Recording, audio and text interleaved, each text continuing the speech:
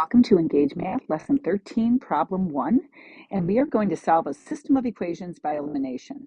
So a system of equations, as a reminder, means more than one equation, and if we have two equations, we can have two variables. Elimination means we are trying to get rid of either the x or the y. We're trying to eliminate one of the variables so we can solve. The first one is set up so nicely for you because the y's will automatically cancel when we add these two equations together.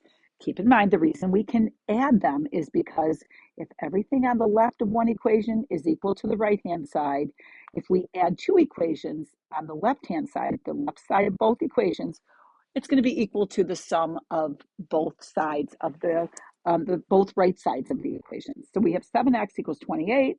We know that that means x equals 4. Once we know x is 4, we substitute back in. And I'm going to put the 4 into the top equation for x. So 3 times 4 plus y equals 9. So 12 plus y equals 9. And we know then y equals negative 3. I didn't show that step of subtracting 12 from both sides, but you know what to do. The next equation, you technically could subtract one equation from the other and write out the answer by subtracting one equation. Doesn't matter which one you subtract from the other, but I'm actually a big fan of trying to get the opposite signs and then always adding, because I find students make fewer mistakes when doing that. So that top equation is going to get multiplied by negative 1, which turns it into 2f, a positive 2f, minus 5g equals a positive 18. Now I'm going to add these two equations.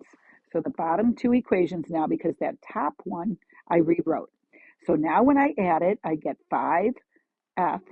The g's are gone, so 5f equals 45. We know we divide both sides by 5, so f equals 9. So now I'm going to use, I think I'm going to use the bottom equation, and I'm going to put 9 in for the f.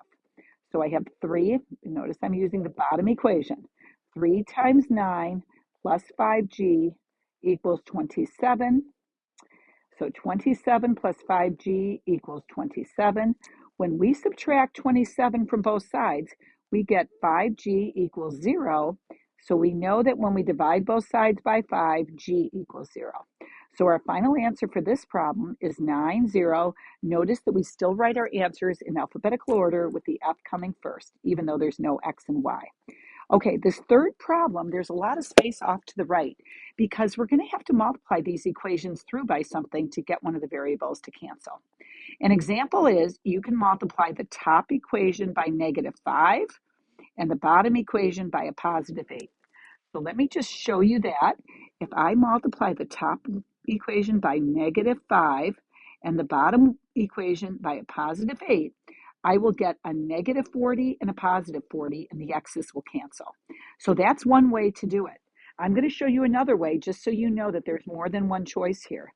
The other thing we could do is we can multiply the top equation, I'm going to let you think about it for a minute, by negative 2 and the bottom equation by 3, and that will make the y's cancel. I'm going to go with the second option only because the numbers are smaller and we won't use a calculator for this one.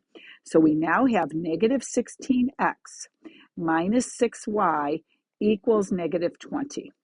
The bottom equation is going to become 15x plus 6y equals 18. As you can tell, based on the choices that we chose, kind of eliminate the y's will now cancel. And so we now have negative 1x, I'm going to leave the 1 just to make sure you see where that's coming from, equals negative 2. So x is equal to a positive 2. Now we can take either equation to solve for y. I'm going to choose the second one, the 5x plus 2y equals 6. So I'm going to say 5 times 2 plus 2y equals 6, which means 2y, I know 5 times 2 is 10. I'm going to subtract that. So 2y equals negative 4 because I subtracted 10 from both sides, and so y is going to be equal to a negative 2. So my final answer up here is going to be that x is equal to positive 2, y is equal to negative 2. So 2, negative 2 is our final answer. Okay, there's a lot more space for D and E because they are a little bit tougher. For D, I'm going to rearrange that top equation. I'm going to put a little red check mark there. So you know that the red is the top equation. 4m and I'm going to subtract the 3n to the other side equals negative 20. Then I'm going to make the second one the blue equation with a little check. And I'm going to do a lot of work here at once. So if you have questions, please stop the video and see if you can figure that out. I'm going to move this 5n to the other side by subtracting it from both sides, which is going to give me a negative. Let me just put it under the 3n, though I want it under there. I'm going to get a negative 6n. Then I'm going to add this 5m to both sides to make it go away from the right-hand side, which is going to give me a positive 8m. So I'm doing a few steps at once here because I want you to get to the point where you recognize how we can move variables from one side of the equal sign to the other and change the sign. And we can also do that with the constant term of 40. So we're going to get negative 40. And that blue equation, 8m minus 6n, now lines up perfectly with the equation above it. Okay, this time what I'm going to do is I'm going to take that top equation and I'm going to multiply it through by a negative 2. Because I know that'll make the m's cancel. So when I do that, I'm going to rewrite that top equation as negative 8m plus 6n equals positive 40. Now I'm going to add, so that became the new green equation. And now when I add them together, the m's cancel, the n's cancel, and the 40's cancel, and I get 0 equals 0. Since this is always true, it is always, always true, we know in that case that any value of m and n that works in the top equation will also work in the bottom. So what we would say is they're really the same line. And remember how these are really lines that are graphing. So we're going to say infinitely many solutions because there's so many solutions. Any point on either line would be a solution. And honestly, both lines are the same. They're the same exact line. Okay, let's go to problem E. And this time I'm going to start by getting rid of the fractions. And it's a light bulb, so you can see why this is a light bulb. All right, I'm going to change to blue so you can see what I'm multiplying through by. The top equation, I'm going to multiply through by 3. The bottom equation, I'm going to multiply through by the common denominator. There's only one denominator of 2. So now I'm going to rewrite the top equation.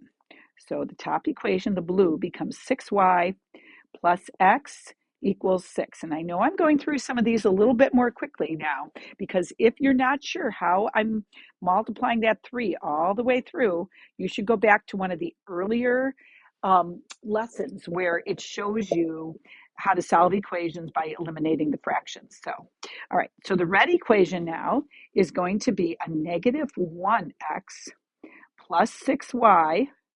Oh, so you know what though? Let's line it up nicely. Let's save ourselves a step.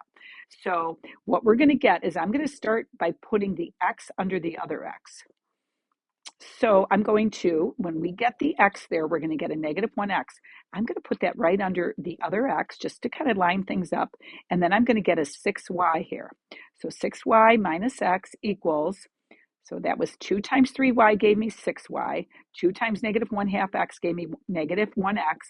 And then the 2 times the negative 9 is going to give me a negative 18. Now I'm ready to add because the x's will just cancel. I don't have to do any more work. The x's cancel and I have 12y equals a negative 12. So divide both sides by 12, y equals negative 1. And now all we have to do is substitute back in to find x. I'm going to use one of the equations where we already eliminated one of the variables. So I'm going to use or eliminated the fractions. So I'm going to use the 6y. So I'm going to say 6 times negative 1. I'm using this equation right here. Plus x equals 6. So negative 6 plus x equals 6. So we're going to get x equals 12.